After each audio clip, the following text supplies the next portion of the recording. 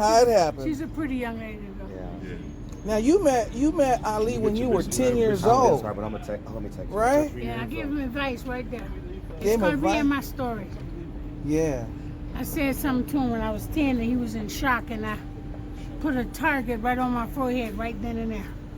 And when you read the book, you'll know why. Wow. So, Wow. whew, I think Do I you think know. it was the government, or do you think it was government what? with Ali in terms of his health? What No, do it you, ain't the government. what do you When people do things wrong, they get punished. Gotcha.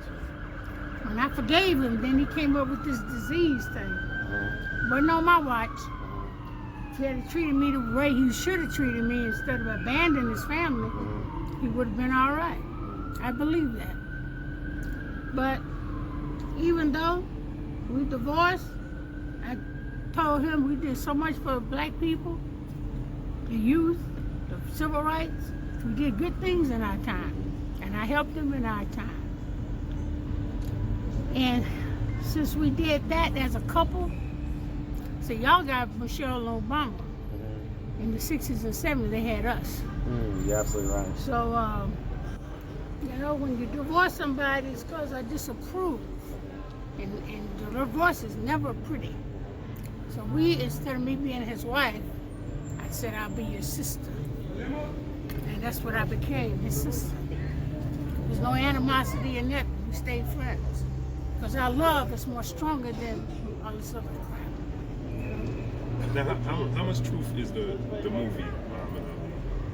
You see my book and my little movie, you're going to say all that was left out. Now you know why. See, a lot of times when people write books, they do people to use people to tell their story. They didn't tell our story. I was mentioned, yes I was. I cannot be not mentioned. But they made it all about him, and once you know my story, you'll know half of that was me you were seeing. But that's what we did as a couple. We worked and supported each other. So we helped each other in a lot of ways. But I helped him on his strength as an activist for something to believe in. And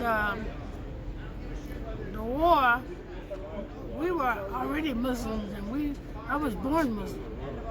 And we didn't go to white man's wars. But Ali was tricked because he was drafted once. And he failed the psychological test. So when they started seeing him hanging around Muslims, oh, that nigga smart now. So they came after him and used him as an example. So when I was giving him advice, Ilana Elijah Muhammad said, why don't you talk to her and she'll tell you what conscientious objective is about. And I told him, and I'm thinking, I'm going to say, why I got to tell him? I'm only 14. So, but when Elijah Muhammad asked you to do something, you just did it at that time. So, you know, it was a beautiful thing, and it gravitated, it made his whole world met with a purpose. So, he was stripped of everything, and I had to come in and keep him strong and say, don't worry about them taking everything from you, because when you stand up for your beliefs, God will give you your just due in time. And he was worried and upset about that. So I had to keep him positive. I had to keep him strong. He didn't have any money.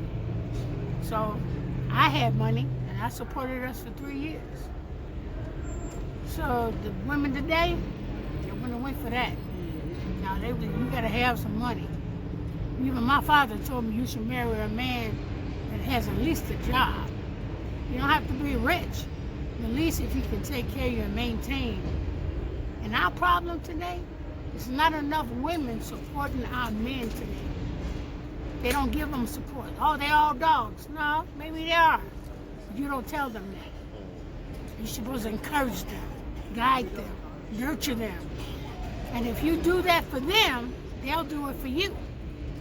See, that's what they fail to see.